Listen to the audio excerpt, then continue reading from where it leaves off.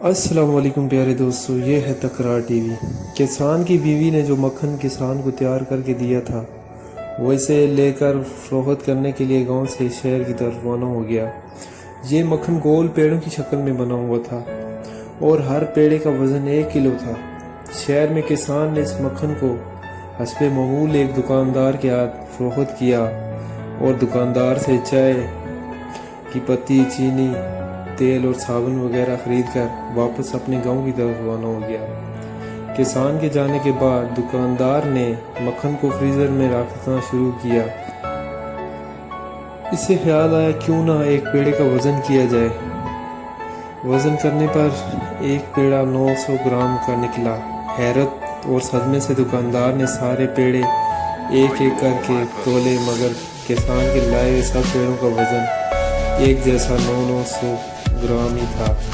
اگلے ہفتے کسان حسب سابق مکھن لے کر جیسے ہی دکاندار کے ٹھیلے پر چڑھا تو دکاندار نے کسان کو چلاتے ہوئے کہا،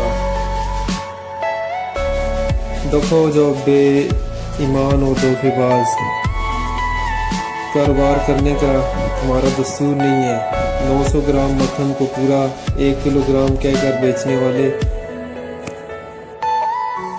کسان نے افسردگی کے ساتھ دکاندار سے کہا، میرے بھائی مجھ سے بدظن نہ ہو، ہم تو غریب ہیں، ہم تو بیچارے لوگ ہیں، ہمارے پاس تولنے کے لیے باٹ خریدنے کی استطاعت نہیں۔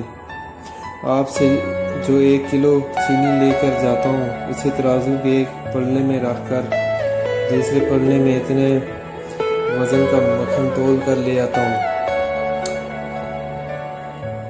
دکاندار شرم سے پانی پانی ہو گیا۔ اور اس تحریر کو پڑھنے کے بعد آپ کو کیا محسوس ہوا؟